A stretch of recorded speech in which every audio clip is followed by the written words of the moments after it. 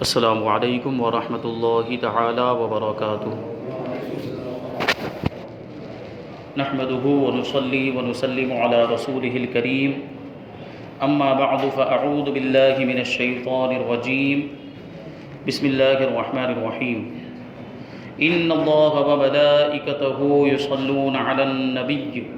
یا ایہا الذین آمنوا صلوا علیہ وسلموا تسلیما۔ اللہم صل علی سیدنا ومولانا محمد معدن الجود والکرم وآلہ الکرام وابنہ الکریم وبارک وسلم صلاۃ وسلام علیک یا رسول اللہ صلی اللہ تعالی علیہ وسلم۔ عزیزان ملت اسلامیہ، اس سے پہلے چند سریہ اور چند جنگوں کے بیان ہوئے، یہ ہجرت کے چوتھے سال کے واقعات بیان کیے جا رہے ہیں۔ اسی میں حضرت خبیب کے بارے میں بیان ہوا، ان کی شہادت کا ذکر ہوا، اور حضرت زید کی شہادت کا بھی ذکر ہوا، اور کس طریقے سے شہد کی مکھیوں نے حضرت عاصم کی قبر کی حفاظت کی تھی، اور اسی طریقے سے حضرت زید کی جو ہے کہ لاش مبارک کو کس طریقے سے محفوظ کیا گیا، اس کو بھی بیان کیا۔ اب یہاں سے واقعہ بیر معونہ بیان کرتے ہیں۔ ماہ صفر ہجری 4 میں بیر معونہ کا مشہور واقعہ پیش آیا۔ ابو برا عامر بن مالک، جو اپنی بہادری کی وجہ سے ملاعب الاسنہ یعنی برچھیوں سے کھیلنے والا کہلاتا تھا، بارگاہ رسالت میں آیا۔ حضور صلی اللہ علیہ وسلم نے اس کو اسلام کی دعوت دی۔ اس نے نہ تو اسلام قبول کیا، نہ اس سے کوئی نفرت ظاہر کی، بلکہ یہ درخواست کی کہ آپ اپنے چند منتخب صحابہ کو ہمارے دیار میں بھیج دیجئے، مجھے امید ہے کہ وہ لوگ اسلام کی دعوت قبول کر لیں گے۔ آپ نے فرمایا کہ مجھے نجد کے کفار کی طرف سے خطرہ ہے۔ ابو برا نے کہا کہ میں آپ کے اصحاب کی جان و مال کی حفاظت کا ضامن ہوں، یعنی ان کی میں ذمہ داری لیتا ہوں۔ اس کے بعد حضور صلی اللہ علیہ وسلم نے صحابہ میں سے 70 منتخب صالحین کو، جو قرہ کہلاتے تھے یعنی جو قرآن کے حافظ کہلاتے تھے، ان کو بھیج دیا۔ یہ حضرات جب مقام بیر معونہ پر پہنچے تو ٹھہر گئے، اور صحابہ کے قافلہ سالار حضرت حرام بن ملحان رضی اللہ تعالیٰ عنہ حضور صلی اللہ علیہ وسلم کا خط لے کر عامر بن طفیل کے پاس اکیلے تشریف لے گئے، جو قبیلے کا رئیس اور ابو برا کا بھتیجا تھا۔ اس نے خط کو پڑھا بھی نہیں، اور ایک شخص کو اشارہ کر دیا جس نے پیچھے سے حضرت حرام رضی اللہ تعالیٰ عنہ کو نیزہ مار کر شہید کر دیا، اور آس پاس کے قبائل یعنی ریعل و زکوان اور عصیہ اور بنو لحیان وغیرہ کو جمع کر کے ایک لشکر تیار کر لیا، اور صحابہ کرام پر حملے کے لیے روانہ ہو گیا۔ حضرت صحابہ کرام بیر معونہ کے پاس بہت دیر تک حضرت حرام رضی اللہ تعالیٰ عنہ کی واپسی کا انتظار کرتے رہے، مگر جب بہت زیادہ دیر ہو گئی تو یہ لوگ آگے بڑھے۔ راستے میں عامر بن طفیل کی فوج کا سامنا ہوا اور جنگ شروع ہو گئی۔ کفار نے حضرت عمرو بن امیہ ضمری رضی اللہ تعالیٰ عنہ کے سوا تمام صحابہ کرام کو شہید کر دیا۔ انہی شہداء کرام میں حضرت عامر بن فہیرہ رضی اللہ تعالیٰ عنہ بھی تھے، جن کے بارے میں عامر بن طفیل کا بیان ہے کہ قتل ہونے کے بعد ان کی لاش بلند ہو کر آسمان تک پہنچی، پھر زمین پر آ گئی۔ اس کے بعد ان کی لاش تلاش کرنے پر بھی نہیں ملی، کیونکہ فرشتوں نے انہیں دفن کر دیا تھا۔ حضرت عمرو بن امیہ ضمری رضی اللہ تعالیٰ عنہ کو عامر بن طفیل نے یہ کہہ کر چھوڑ دیا کہ میری ماں نے ایک غلام آزاد کرنے کی منت مانی تھی، اس لیے میں تم کو آزاد کرتا ہوں، یہ کہا، اور ان کی چوٹی کا بال کاٹ کر ان کو چھوڑ دیا۔ حضرت عمرو بن امیہ ضمری رضی اللہ تعالیٰ عنہ وہاں سے چل کر جب مقام قرقرہ میں آئے تو ایک درخت کے سائے میں ٹھہرے۔ وہیں قبیلہ بنو کلاب کے 2 آدمی بھی ٹھہرے ہوئے تھے۔ جب وہ دونوں سو گئے تو حضرت عامر بن امیہ ضمری رضی اللہ تعالیٰ عنہ نے ان دونوں کافروں کو قتل کر دیا، اور یہ سوچ کر دل میں خوش ہو رہے تھے کہ میں نے صحابہ کرام کے خون کا بدلہ لے لیا، مگر ان دونوں شخصوں کو حضور صلی اللہ علیہ وسلم امان دے چکے تھے، اور جس کو کوئی مسلمان امان دے دے اسے قتل کرنا جائز نہیں تھا۔ تو جس کا حضرت عمرو بن امیہ ضمری رضی اللہ تعالیٰ عنہ کو علم نہیں تھا کہ ان کو امان دے دیا گیا، جب مدینہ پہنچ کر انہوں نے سارا حال دربار رسالت میں بیان کیا تو اصحاب بیر معونہ کی شہادت کی خبر سن کر سرکار رسالت صلی اللہ علیہ وسلم کو اتنا عظیم صدمہ پہنچا کہ تمام عمر شریف میں کبھی بھی اتنا رنج و صدمہ نہیں پہنچا تھا۔ چنانچہ حضور صلی اللہ علیہ وسلم مہینے بھر تک قبائل رعل و ذکوان اور رسیہ اور بنو لحیان جنہوں نے مل کر ان صحابہ کرام کو شہید کیا تھا، ان پر نماز فجر میں لعنت بھیجتے رہے۔ یہ حضور صلی اللہ علیہ وسلم کو تکلیف، کیونکہ وہ سب صحابہ کرام حفاظ تھے، قرآن کے حافظ تھے، اس وجہ سے تکلیف زیادہ۔ اور حضرت عمرو بن امیہ ضمری رضی اللہ تعالیٰ عنہ نے جن 2 شخصوں کو قتل کر دیا تھا، حضور صلی اللہ علیہ وسلم نے ان کے خون بہا ادا کرنے کا اعلان فرما دیا، یعنی خون کا بدلہ دینے کا اعلان فرما دیا، جو بھی مال اسباب اس کے بدلے میں دیا جائے وہ مسلمان ادا کر دیں گے۔ حضرت عمرو بن امیہ ضمری رضی اللہ تعالیٰ عنہ نے قبیلہ بنو کلاب کے جن 2 شخصوں کو قتل کر دیا تھا اور حضور صلی اللہ علیہ وسلم نے ان دونوں کا خون بہا ادا کرنے کا اعلان فرما دیا تھا، اسی معاملے کے متعلق گفتگو کرنے کے لیے حضور اقدس صلی اللہ علیہ وسلم قبیلہ بنو نذیر کے یہودیوں کے پاس تشریف لے گئے۔ جو مدینہ منورہ کے اطراف میں 2 قبیلے یہودیوں کے رہتے تھے، بنو قریظہ اور بنو نذیر، ان سے بات کرنے کے لیے حضور تشریف لے گئے، کیونکہ ان یہودیوں سے آپ کا معاہدہ تھا، ایگریمنٹ تھا۔ مگر یہودی در حقیقت بہت ہی بدباطن اور ذلیل ذہنیت والی قوم ہے، پہلے ہی سے معاہدہ کر لینے کے باوجود ان خبیثوں کے دلوں میں پیغمبر اسلام صلی اللہ علیہ وسلم کی دشمنی اور عناد کی آگ بھری ہوئی تھی۔ ہر چند حضور صلی اللہ علیہ وسلم ان بدباطنوں سے اہل کتاب ہونے کی بنا پر اچھا سلوک فرماتے تھے، کیونکہ وہ یہودی حضرت موسیٰ کے ماننے والے، توریت کے ماننے والے، تو اہل کتاب یعنی آسمانی کتاب کے ماننے والے، تو اس کی وجہ سے حضور ان کے ساتھ اچھا سلوک کرتے تھے کہ کسی طرح اسلام کی طرف راغب ہو جائیں، مگر یہ لوگ ہمیشہ اسلام کی بیخکنی اور بانی اسلام کی دشمنی میں ہی مصروف رہتے، ہمیشہ اسلام کو نقصان پہنچانے کی کوشش کرتے رہتے۔ مسلمانوں سے بغض و عناد، دشمنی اور کفار و منافقین سے ساز باز اور اتحاد، یہی ہمیشہ ان غداروں کا طرز عمل رہا۔ چنانچہ اس موقع پر جب رسول اللہ صلی اللہ علیہ وسلم ان یہودیوں کے پاس تشریف لے گئے تو ان لوگوں نے بظاہر تو بڑے اخلاق کا مظاہرہ کیا، مگر اندرونی طور پر بڑی ہی خوفناک سازش اور انتہائی خطرناک اسکیم کا منصوبہ بنا لیا۔ حضور صلی اللہ علیہ وسلم کے ساتھ حضرت ابوبکر، حضرت عمر اور حضرت علی رضی اللہ تعالی عنہم بھی تھے۔ یہودیوں نے ان سب حضرات کو ایک دیوار کے نیچے بڑے احترام کے ساتھ بٹھایا اور آپس میں یہ مشورہ کیا کہ چھت پر سے ایک بہت ہی بڑا اور وزنی پتھر ان حضرات پر گرا دیں تاکہ یہ سب لوگ دب کر ہلاک ہو جائیں۔ یہ خوفناک پلاننگ انہوں نے کی۔ چنانچہ عمرو بن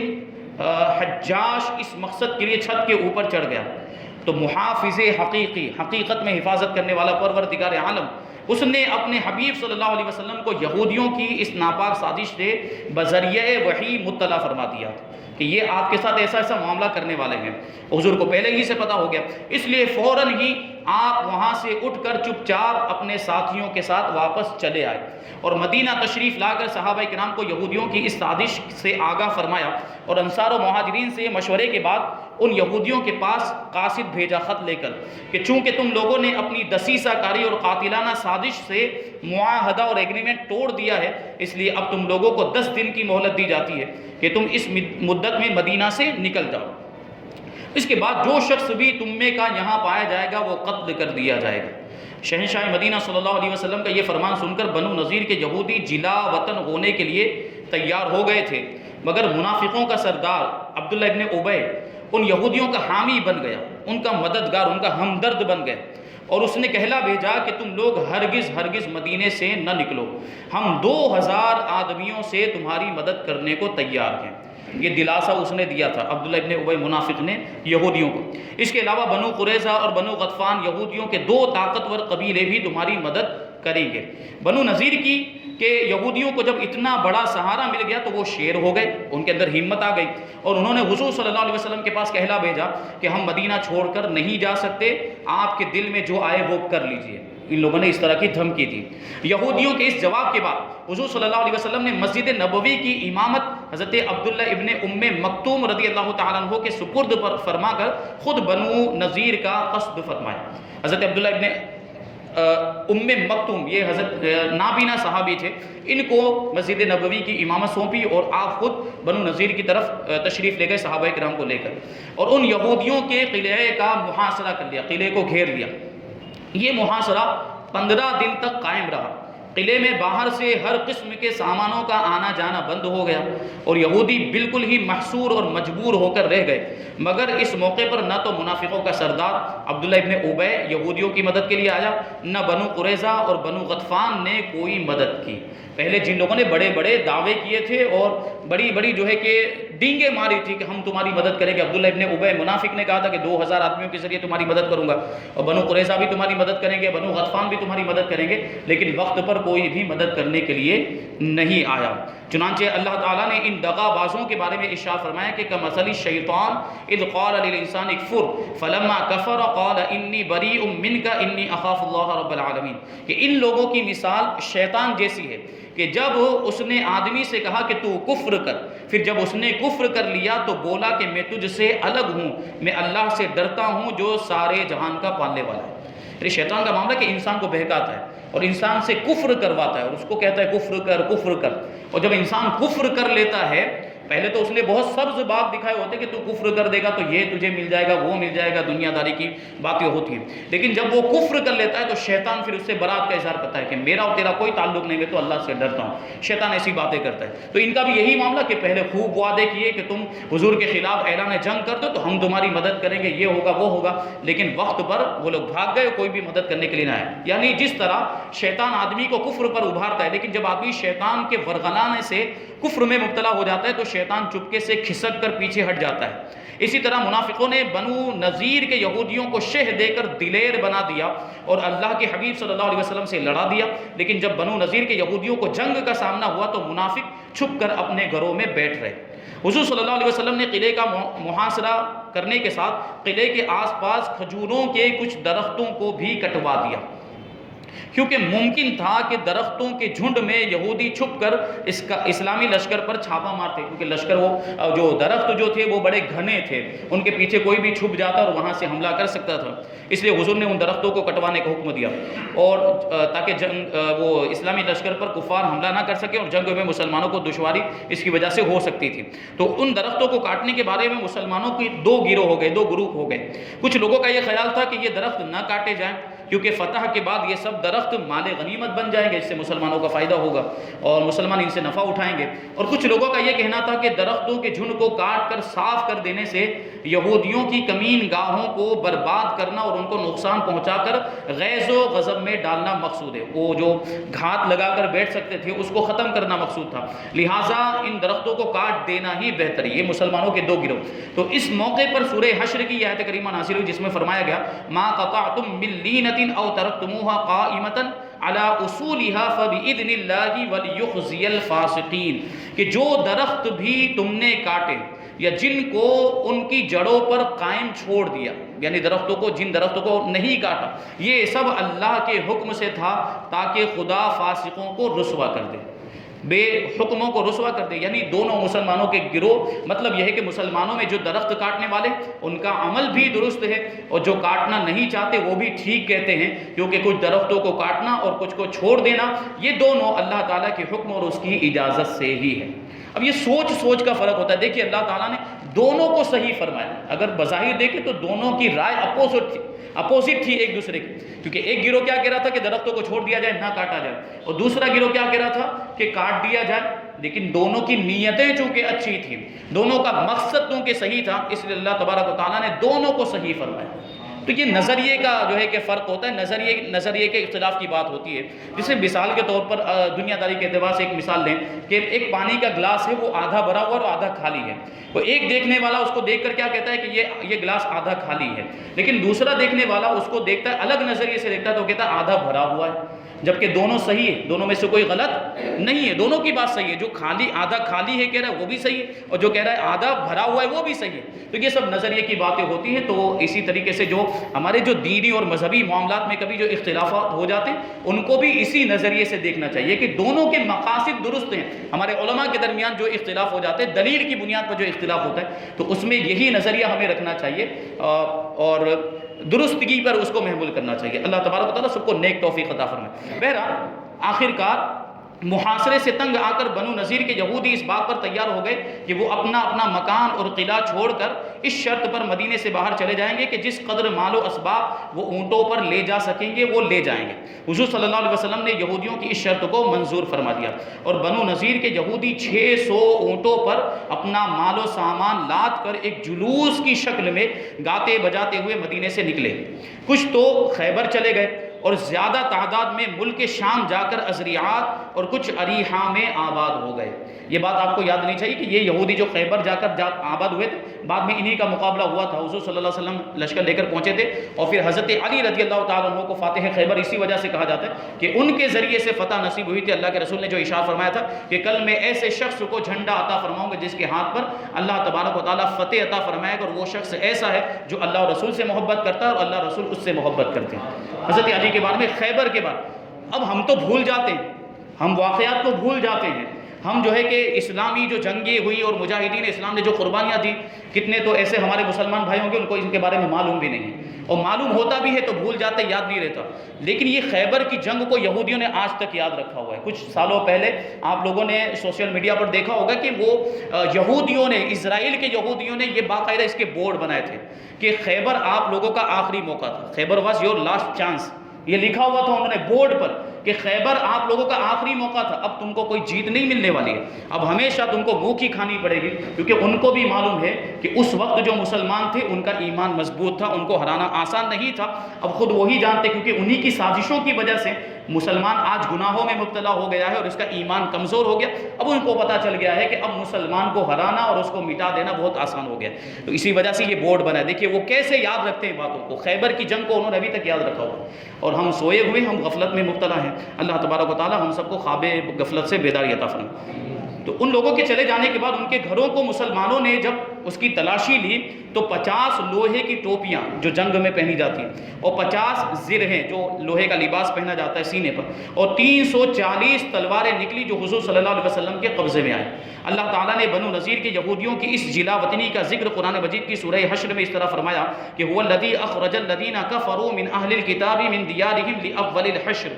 ما ظننتم ان یخرجوا وظنوا انہم مانعتہم حصونہم من اللہ فأتاهم الله من حيث لم يحتسبوا وقذف في قلوبهم الرعب يخربون بيوتهم بأيديهم وأيدي المؤمنين فاعتبروا يا أولي الأبصار۔ اللہ وہی ہے جس نے کافر کتابیوں کو ان کے گھروں سے نکالا ان کے پہلے حشر کے لیے۔ اے مسلمانوں تمہیں یہ گمان نہ تھا کہ وہ نکلیں گے، اور وہ سمجھتے تھے کہ ان کے قلعے انہیں اللہ سے بچا لیں گے، تو اللہ کا حکم ان کے پاس آ گیا جہاں سے ان کو گمان بھی نہ تھا، اور اس نے ان کے دلوں میں خوف ڈال دیا کہ وہ اپنے گھروں کو خود اپنے ہاتھوں سے اور مسلمانوں کے ہاتھوں سے ویران کرتے ہیں۔ خود ہی انہوں نے اپنے ہاتھوں سے اپنے گھروں کو ویران کیا۔ تو عبرت پکڑو اے نگاہ والو، اے بصیرت والو۔ اب یہاں سے بدر صغریٰ کا بیان کہ جنگ احد سے لوٹتے وقت ابو سفیان نے کہا تھا کہ آئندہ سال بدر میں ہمارا تمہارا مقابلہ ہوگا۔ چنانچہ شعبان یا ذوالقعدہ ہجری 4 میں حضور صلی اللہ علیہ وسلم نے مدینہ کے نظم و نسق کا انتظام حضرت عبداللہ ابن رواحہ رضی اللہ تعالیٰ عنہ کے سپرد فرما کر لشکر کے ساتھ بدر کے میدان میں تشریف لے گئے۔ 8 روز تک کفار کا انتظار کیا۔ ادھر ابو سفیان بھی فوج کے ساتھ نکلا۔ ایک منزل چلا تھا کہ اس نے اپنے لشکر سے یہ کہا کہ یہ سال جنگ کے لیے مناسب نہیں ہے، کیونکہ اتنا زبردست قحط پڑا ہوا ہے کہ نہ آدمیوں کے لیے دانا پانی ہے نہ جانوروں کے لیے گھاس اور چارہ ہے۔ یہ کہہ کر ابو سفیان مکہ واپس لوٹ گیا، اور مسلمانوں کے پاس کچھ مال تجارت بھی ان کے ساتھ میں تھا۔ جب جنگ نہیں ہوئی تو مسلمانوں نے تجارت کر کے خوب نفع کمایا اور مدینہ منورہ واپس چلے آئے۔ اب ہجری 4 کے کچھ متفرق واقعات بیان کیے جاتے ہیں کہ نمبر 1، اسی سال غزوہ بنو نذیر کے بعد جب انصار نے یہ کہا کہ یا رسول اللہ، بنو نذیر کے جو اموال غنیمت میں ملے ہیں، جو مال غنیمت حاصل ہوا ہے، وہ سب آپ ہمارے مہاجر بھائیوں کو دے دیجئے، یعنی وہ صحابہ کرام جو ہجرت کر کے مکہ سے مدینہ آئے، وہ سارا مال ان میں تقسیم فرما دیجئے، ہم اس میں سے کسی بھی چیز کے طلبگار نہیں ہیں۔ یہ ایثار کا جذبہ تھا، انصار صحابہ کرام کی قربانی کا جذبہ، کہ سارا مال کیا کہہ رہے ہیں اس کے تعلق سے کہ مہاجرین بھائیوں میں تقسیم کر دیا جائے۔ تو ظاہر سی بات ہے حضور صلی اللہ علیہ وسلم کو بہت خوشی ہوئی، تو خوش ہو کر اللہ کے رسول صلی اللہ علیہ وسلم نے یہ دعا فرمائی، اللہم ارحم الانصار و ابناء الانصار و ابناء ابناء الانصار، اے اللہ انصار پر اور انصار کے بیٹوں پر اور انصار کے بیٹوں پر رحم فرما۔ نمبر 2، اسی سال حضور صلی اللہ علیہ وسلم کے نواسے حضرت عبداللہ بن حضرت عثمان غنی رضی اللہ تعالیٰ عنہما کی آنکھ میں ایک مرغ نے چونچ مار دی، جس کے صدمے سے وہ 2 رات تڑپ کر وفات پا گئے۔ اور اسی سال حضور صلی اللہ علیہ وسلم کی زوجہ مطہرہ حضرت بی بی زینب بنت خزیمہ رضی اللہ تعالیٰ عنہ کی وفات ہوئی۔ اسی سال حضور صلی اللہ علیہ وسلم نے حضرت ام المؤمنین بی بی ام سلمہ رضی اللہ تعالیٰ عنہ سے نکاح فرمایا۔ اور اسی سال حضرت علی رضی اللہ تعالیٰ عنہ کی والدہ ماجدہ حضرت بی بی فاطمہ بنت اسد رضی اللہ تعالیٰ عنہ نے وفات پائی۔ حضور صلی اللہ علیہ وسلم نے اپنا مقدس پیرہن ان کے کفن کے لیے عطا فرمایا اور ان کی قبر میں ان کی میت کو اپنے دست مبارک سے اتارا۔ یہ خصوصیت حضرت فاطمہ بنت اسد حضرت مولا کائنات کی والدہ ماجدہ، اور ان کے تعلق سے حضور فرمایا کرتے تھے کہ آپ میری ماں کے بعد دوسری ماں تھی کہ آپ کھانا نہیں کھاتی تھی اور مجھے کھانا کھلاتی۔ بچپن میں انہوں نے حضور صلی اللہ علیہ وسلم کی پرورش کی تھی، خود کھانا نہیں کھاتی تھی اور حضور کو کھانا جو ہے کہ کھلاتی۔ خود کے لباس کا اتنا خاص انتظام نہیں ہوتا تھا لیکن حضور کو اچھا لباس پہنایا کرتی تھی۔ تو اسی جو احسان جو کیا تھا، اسی احسان کے بدلے میں اللہ کے رسول صلی اللہ علیہ وسلم نے ان کو کفن کے طور پر اپنا پیرہن، اپنا کرتا مبارک عطا فرمایا، اور خود حضور صلی اللہ علیہ وسلم ان کی قبر میں اترے اور قبر میں اترنے سے پہلے تھوڑی دیر اس میں لیٹے، ان کو قبر میں اتارنے سے پہلے، اور ارشاد فرمائے میں اس لیے لیٹا ہوں تاکہ اللہ تبارک و تعالی حضرت فاطمہ کی قبر کو کشادہ فرما دے۔ اور یہ بھی فرمایا فاطمہ بنت اسد کے سوا کوئی شخص بھی قبر کے دبوچنے سے نہیں بچا۔ حضرت عمر ابن عبدالعزیز رضی اللہ تعالیٰ عنہ سے روایت کہ صرف 5 ہی لوگ ایسے ہیں، ایسے خوش نصیب ہوئے ہیں جن کی قبر میں حضور صلی اللہ علیہ وسلم خود اترے۔ ایک حضرت بی بی خدیجہ، 2 حضرت بی بی خدیجہ کا ایک لڑکا، تیسرے حضرت عبداللہ مزنی جن کا لقب ذوالبجادین ہے، اور چوتھے حضرت بی بی عائشہ کی ماں حضرت ام رومان، اور 5ویں حضرت فاطمہ بنت اسد حضرت علی کی والدہ۔ اور چھٹا واقعہ کہ اسی سال 4 شعبان کو حضرت امام حسین رضی اللہ تعالیٰ عنہ کی ولادت ہوئی، اور اسی سال ایک یہودی نے ایک یہودی عورت کے ساتھ زنا کیا اور یہودیوں نے یہ مقدمہ بارگاہ رسالت میں پیش کیا تو آپ نے توریت اور قرآن دونوں کتابوں کے فرمان سے اس کو سنگسار کرنے کا حکم دیا، یعنی اتنے پتھر مارنے کا حکم دیا کہ وہ پتھر مار مار کر اسی میں مر جائے، چونکہ رجم کرنا، اس کو کہتے ہیں رجم کرنا، یعنی اتنے پتھر مارنا کہ اسی میں وہ مر جائے۔ یہ حکم زنا کا، یعنی شادی شدہ لوگ اگر زنا کریں تو یہ حکم قرآن کے اندر بھی موجود ہے اور توریت کے اندر بھی موجود ہے۔ اور یہ چیز آیت جو تھی رجم کی آیت، یہودی اس آیت کو چھپاتے تھے کیونکہ یہ سزا ان کو ناگوار تھی، تو توریت کی اس آیت کو وہ لوگ چھپاتے تھے، اور قرآن کے اندر اس آیت کو بیان کر دیا، اور تفاسیر کے اندر آیا کہ توریت کے اندر بھی ویسی ہی آیت موجود تھی۔ تو دونوں کتابوں کے مطابق اللہ کے رسول صلی اللہ علیہ وسلم نے فیصلہ فرمایا کہ اس کو سنگسار کر دیا جائے۔ اور اسی سال تہمہ بن عبیرق جو مسلمان تھا اس نے چوری کی، تو حضور صلی اللہ علیہ وسلم نے قرآن کے حکم کے مطابق اس کا ہاتھ کٹوا دیا۔ اس کے بعد تہمہ مکہ بھاگ گیا اور وہاں بھی جا کر اس نے چوری کی تو اہل مکہ نے اس کو قتل کر ڈالا، یا اس نے دیوار سے گر کر خودکشی کر لی، یا دریا میں اس کو پھینک دیا گیا، اور ایک قول یہ بھی ہے کہ وہ مرتد ہو گیا تھا، اسلام سے پھر گیا تھا۔ اور 9 نمبر پر واقعہ کہ بعض مورخین کے نزدیک شراب کی حرمت کا